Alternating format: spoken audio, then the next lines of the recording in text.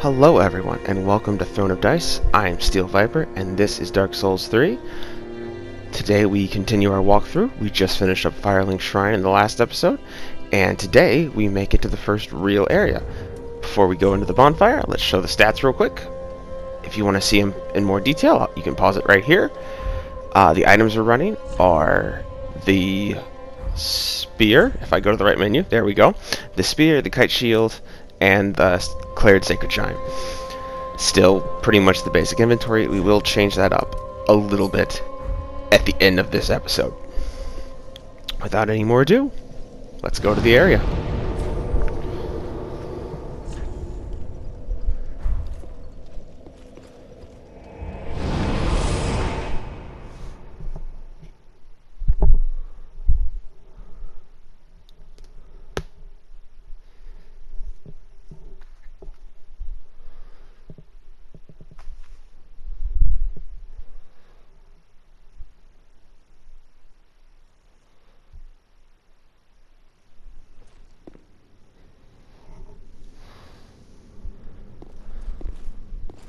As soon as you portal in, you have another little depiction of the basin that we had in the very beginning of the Firelink Shrine, and a stone version of the coiled sword.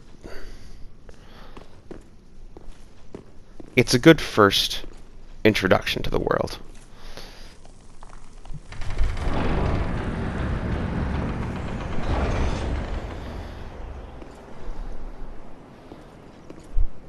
Welcome to the High Wall of Lothric. I'm gonna say it a bunch, but I love the architecture of, like, the whole, like, layout, the visual of this area. I love them all, but especially Lothric. It has a very neat visual theme to it.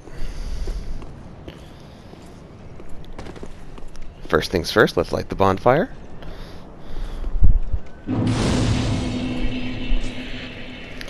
As soon as you come to this area, there's two ways you can go, to the left and the right.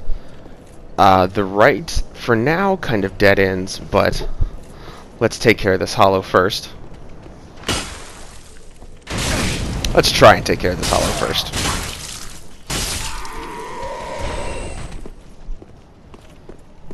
Smooth, I know.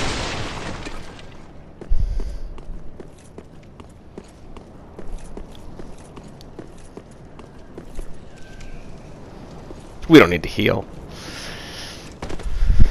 Just, you know, took an easy hit we could have missed. That's fine. Alright. When you come down here, there's a ton of hollows just praying to these, what I've always assumed were hollows turning into stone trees. Now, you can't lock onto them because they're not hostile at first. However, there is a chance they will drop upgrade material. It's not a big one by any means, but it is there, and I mean, why not? At this point in the game, if you can get a bit of a early farm for upgrade material, why not do it? Say the Titanite shards are still fairly rare for a good bit in the game.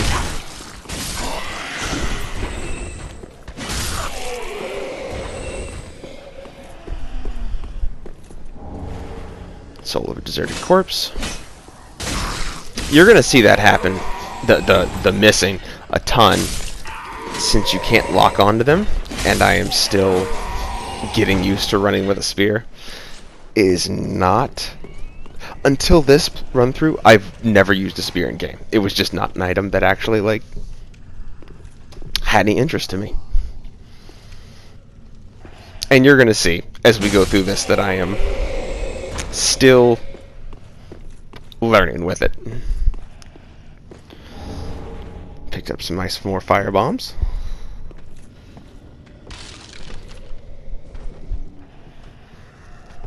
Be very careful.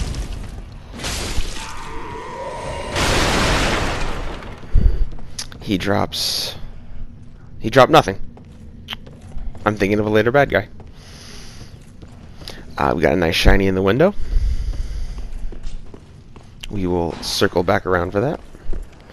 And for probably my most used item in the game, the utility item.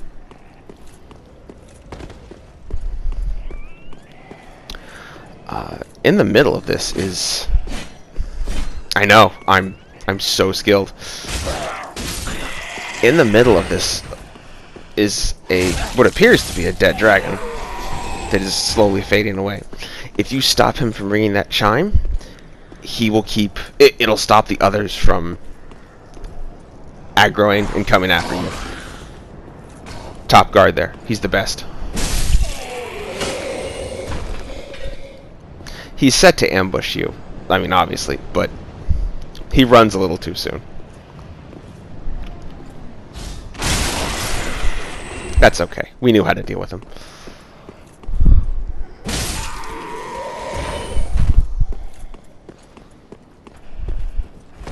No Titanite shards yet. The binoculars. Best item. Always check your corners.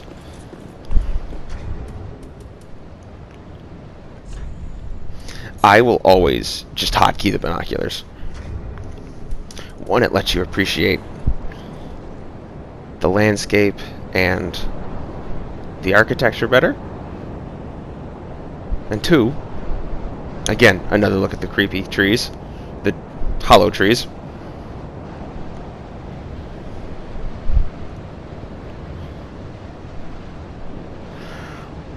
The really cool thing about Dark Souls 3 is, with a few exceptions, pretty much any area you can see, you'll make it to eventually.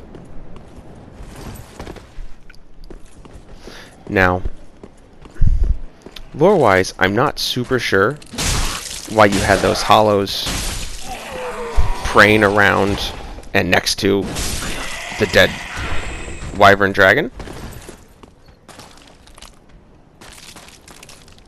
I know at some point in the lore they did become, like, allied with the dragons, but praying to them, that, not so sure about. Gold pine resin.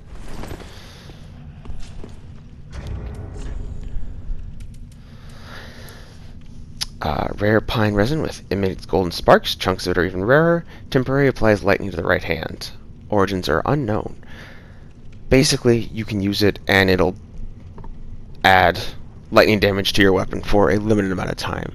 I want to say it's 30 seconds or 45. I might be a hair off on that. It's 30 or a minute, I think. Once I make it down these stairs.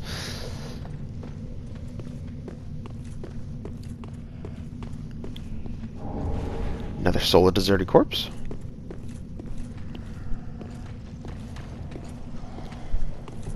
Here we face off with a spear hollow. I think he has the same spear we do.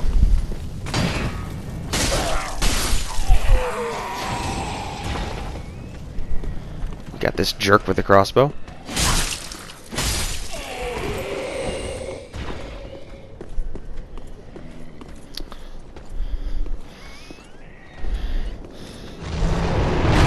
And there's a much bigger dragon.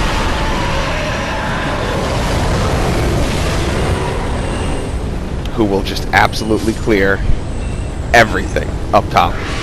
Got a nice light crossbow from him.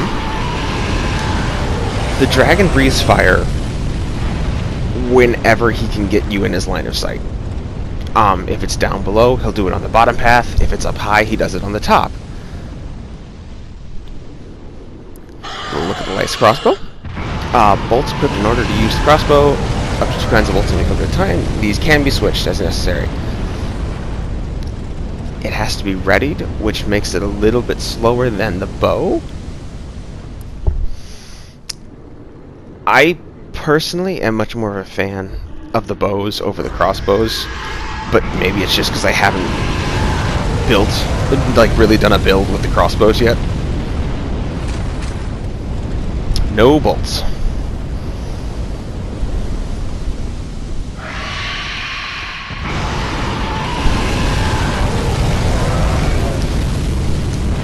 I'm always a little foggy when I first make it back here, how much range he actually has of that fire,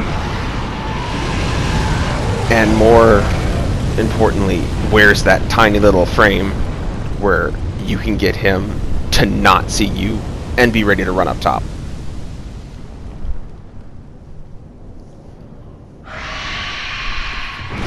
It's not right there.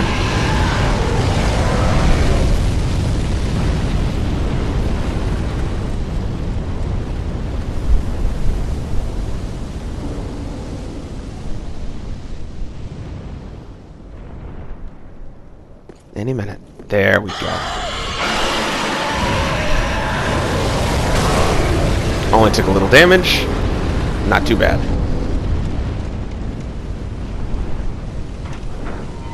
This lets us kind of open up a shortcut. It is and it isn't.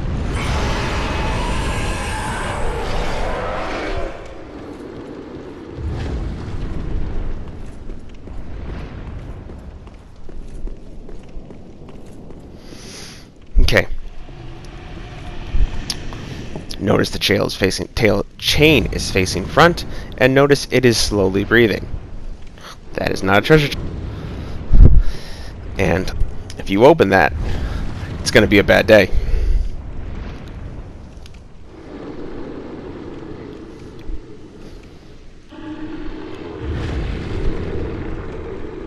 Opening it pretty much is like a guaranteed kill.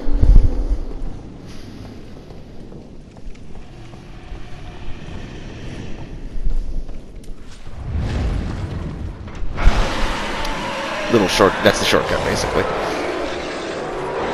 We got a Lothric Knight coming. And a Hollow giving me much more trouble than he should.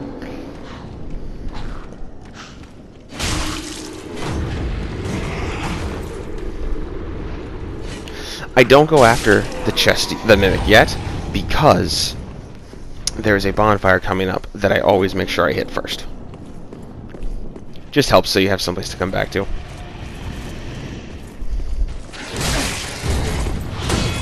My first few fights with the Lothric Knights are rough. I'm not gonna beat around the bush. I do regain my, I guess, rhythm better in a little bit, but the first few are definitely rough, as you will see.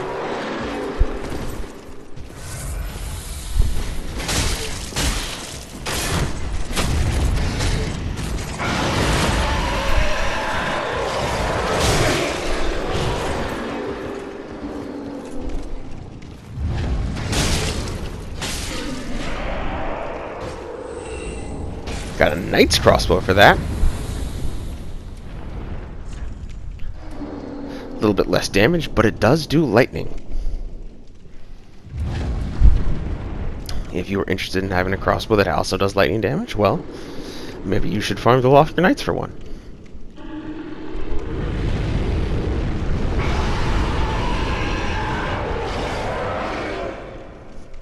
The crossbow used by proud Lothric Knights.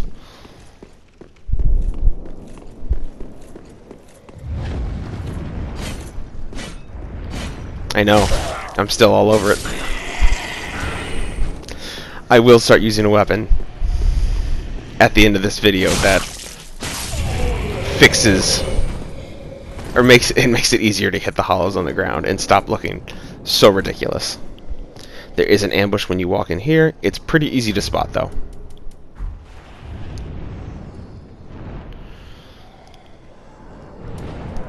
He will take a shot at you. I don't know why I keep switching to that crossbow. I don't have bolts yet. Which is another recurring theme of this one.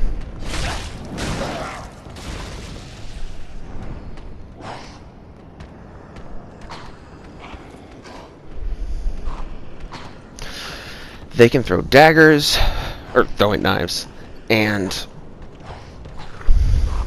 I don't know if it's just specific ones, but some of them can throw firebombs, which Just practicing my thrusting. The fire bombs in certain areas, especially this little tower, because a lot of these bins are flammable. There's a, throwing knife being pitched by that guy.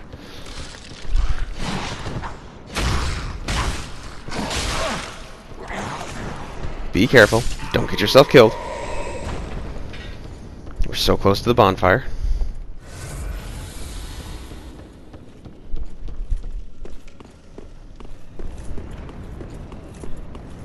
There it is. Just run right by it. Forget it. There is a shiny in this corner. First Titanite shard of the episode. And there we go. Bonfire lit. He's got twitchy leg syndrome.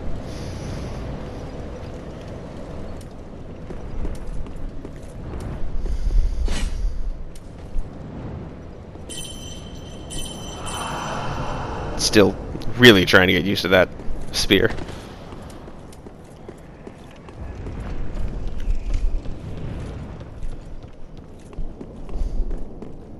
Oh. It's time for the mimic.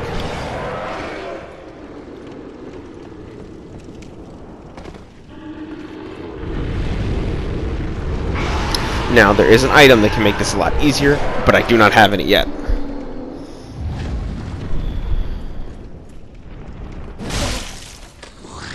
Nice 87 to start the fight. I don't know why I equipped the fire bombs. That spin kick will ruin your day. Yup. I use them to such good effect. This is pretty bad. Not my finest hour.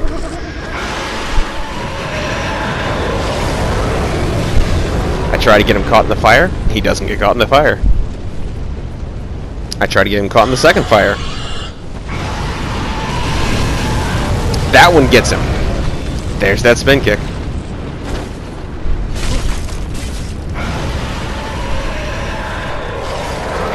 There's the grab to try and eat you. There's his wild flailing.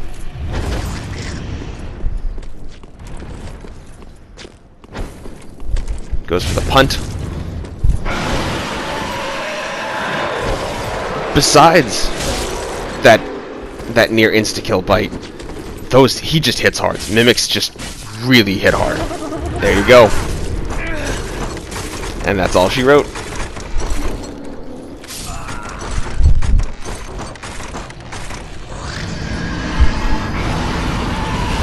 And he goes back to being a chest. Well, we're not going to let that stand. Whenever you respawn here, you want to always be mindful of him, because he will try and... I don't think you can make it to the door without him aggroing back on you.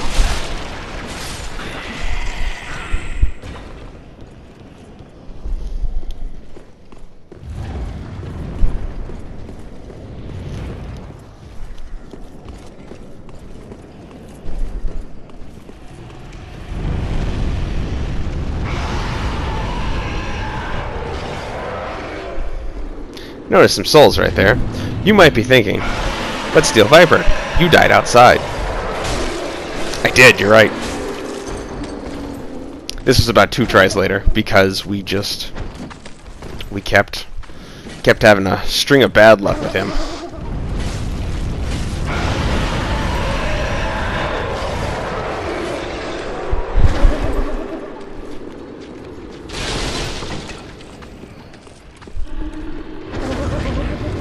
Strafing around him is a pretty safe tactic if you've got a good shield. And you don't let yourself get caught up on something. Poke him in that booty.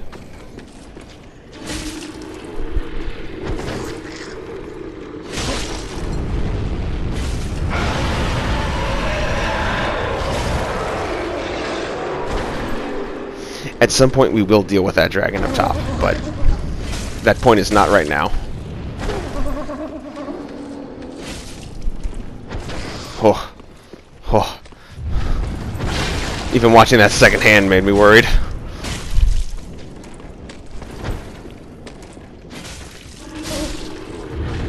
But finally, if you're careful and persistent, you can bring him down.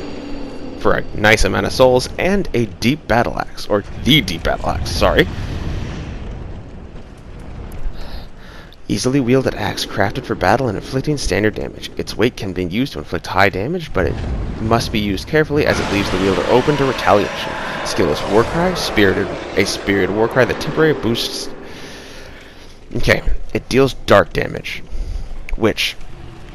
It's got a nice little lineup of damage. 96 physical, 96 dark, and it does not take a lot to wield. This is the area's one hint of what the boss is weak to. You do not get another. It is just that one. He is very weak to that axe. Like both parts, the strike and the dark damage. The way, like, getting on that, the way resistance works is each damage type you have gets measured up against the enemy's different resistances. So the more you have that they are weak to, the more that gets through.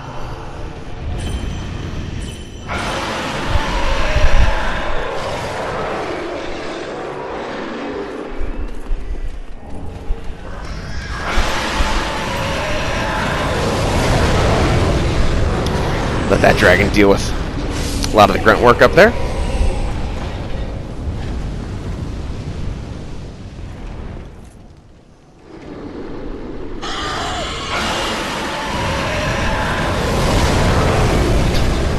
There, you see? Just gotta let the dragon deal with that. I always think, every time I play this and I start a new character, I always think there's a lot of good stuff up there, and there's not really. Like a club,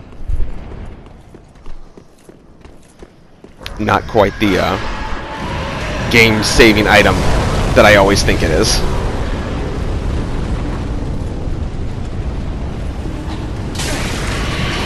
Mr. Dragon. There we go. Just clears that way out for us. And I mean, it's not a ton of souls you get from him, but it's still a tidy little drop if you've got the Silver Serpent Ring on.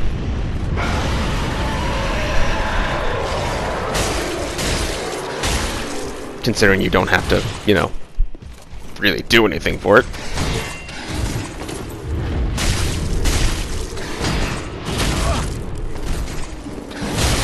Oof.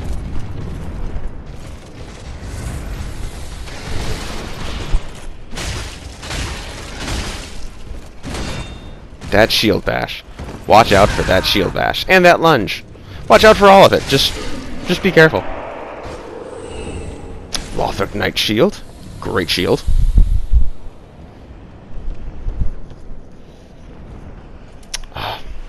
No Ash and Estus.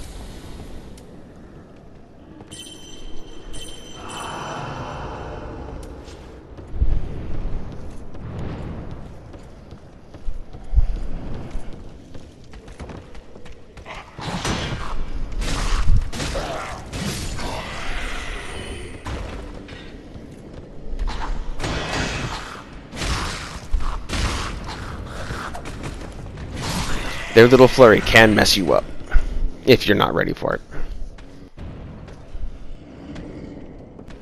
We will head out that path in just a minute, but first, let's take a look down here. We'll slide down the ladder. You have a hollow wielding a pike. He does some nasty damage if he connects.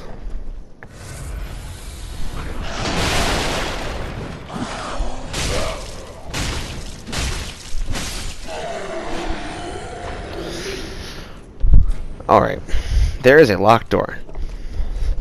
I'm always a little fuzzy on when you can first get the key for that. Down the other path is another locked cell, and we need a key for that too. But that way, we will be going back to much sooner, because that's our first NPC we need to collect. NPC, follower, whatever term you like. Alright, up here you have two hollows praying to another dragon. You have a guy who comes up the ladder to attempt to ambush you. Because usually, unless if you do wait like I did, he will usually come up and such an exemplary fight.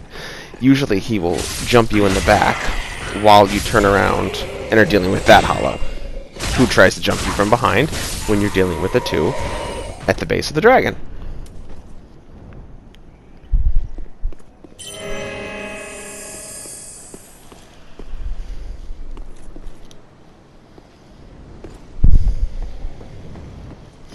Alright, coming up, we have another nasty little surprise in store for us. First time this happened, I was very shocked. You have one hollow. That guy slowly progressing, who transforms into a pus of man. Very similar to the first boss, Udex Gundyr. But as we learned from him, the pus of man part is very weak to fire.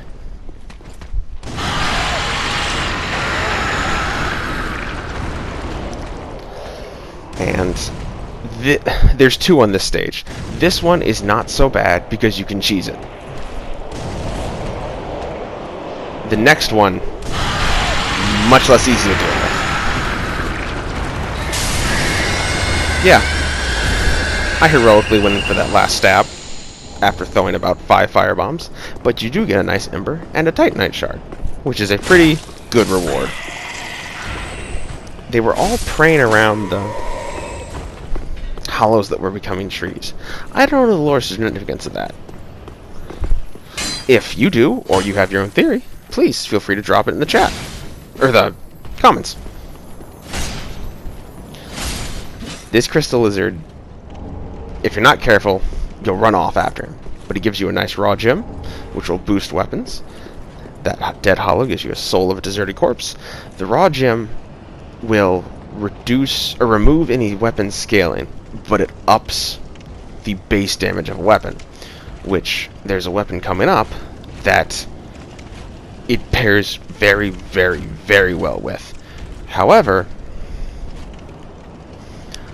I don't like that weapon. I've used it on one of my builds. I completely forgot there was a hollow with a crossbow back there. I'll show you the weapon next episode.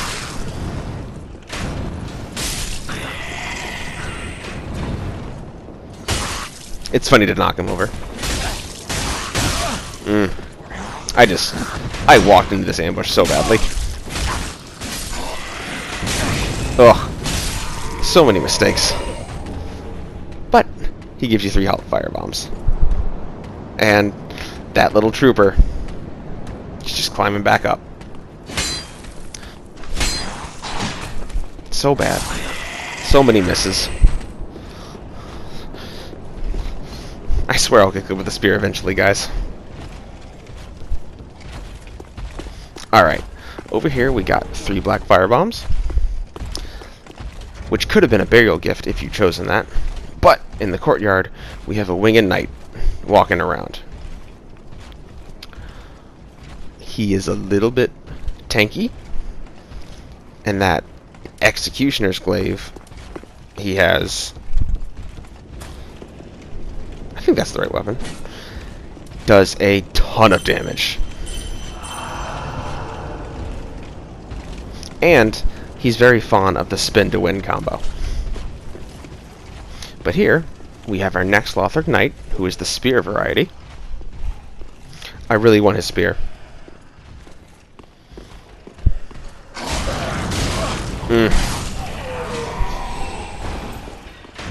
Crossbow first, then deal with the guy behind you. Ambush on the right.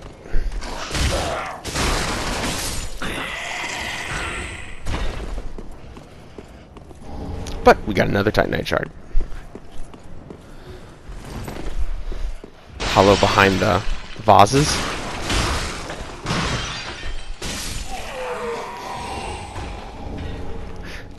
Undead Hunter Charms. Those are the items that you can use to...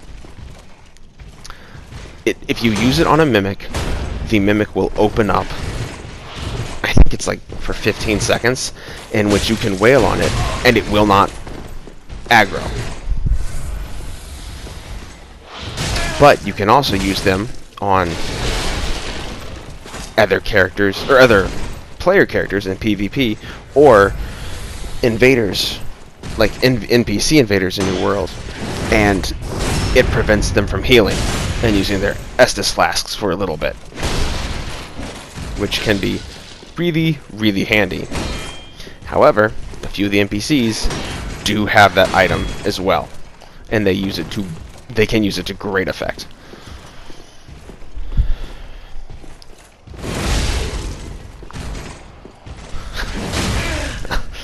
He liked that trick so much he thought he'd use it himself.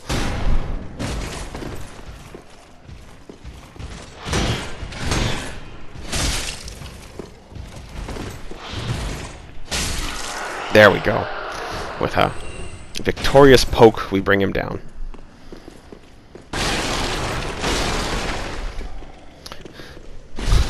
That deadly chair.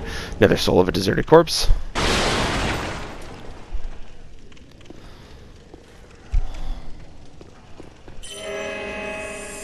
Alright. We're out of Ash and Estus. We're kind of hurt.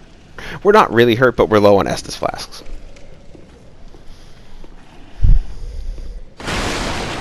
And this next area can kind of be... if you don't do it carefully, it can kind of be a kill pit.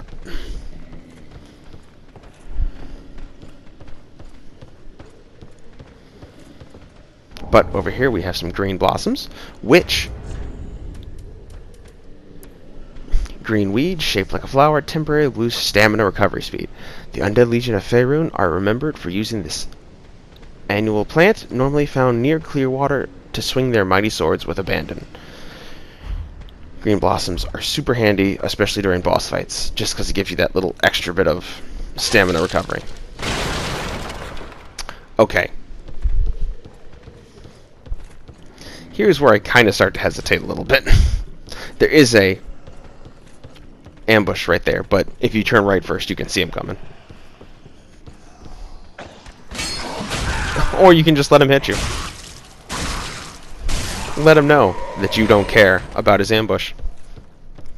Makes him puts more fear in his heart. Pick up a nice broadsword. I'm absolutely lying about putting fear in his heart, by the way. In case you couldn't have guessed. For some reason I go back to the katana. There's the broadsword. A straight sword with a broad blade designed for slashing. A large sweeping attacks make this effective against crowds, but it's prone to deflection. It's not too hard to wield, only needs a 10 in strength and 10 in dex. And it just deals more damage than our spear does, but that's okay. Because I'm using weapons I don't typically use with this build.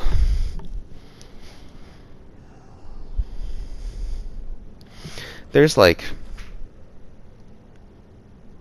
3 hollows down there, one over there on the upper ledge who will throw firebombs at you constantly, 3 dogs.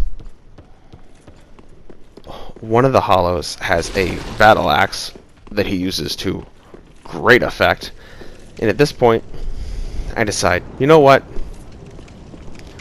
I can't pull anybody. I only have a couple firebombs left. I have no bolts for the crossbow. I'm gonna turn back. Instead of getting myself killed, which would probably happen, I'm gonna turn around.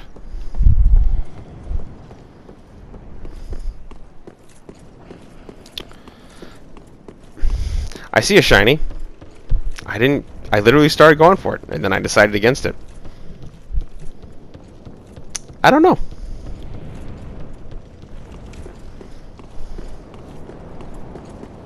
We'll save that shiny for next time. It'll be a surprise for everyone. Rest up at the bonfire, and we'll head back to the Firelink Shrine.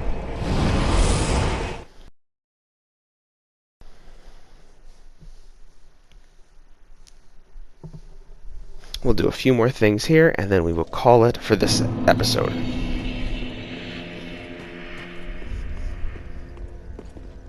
We picked up a bunch of souls. Yeah, 4 of the deserted corpse. Doesn't give you a ton, but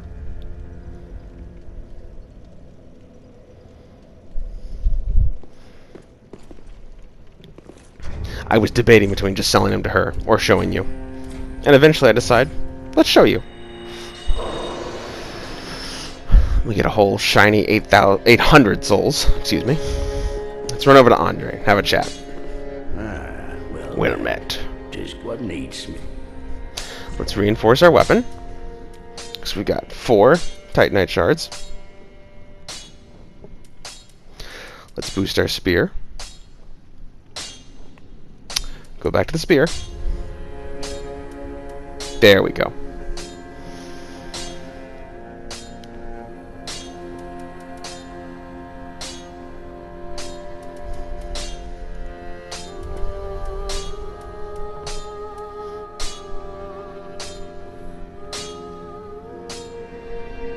I will start using the katana soon.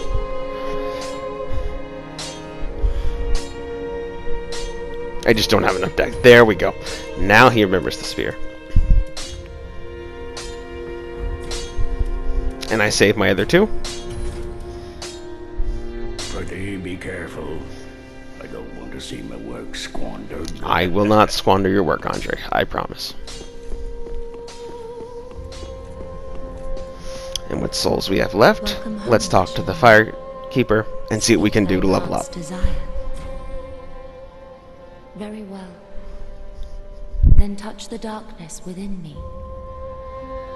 Take nourishment from these sovereignless souls. Okay, 5 levels to spin. That's terrific. 4 levels to spin, sorry.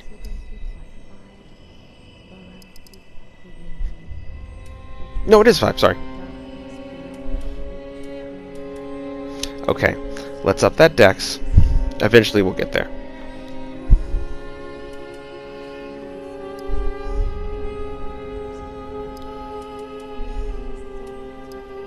There we go.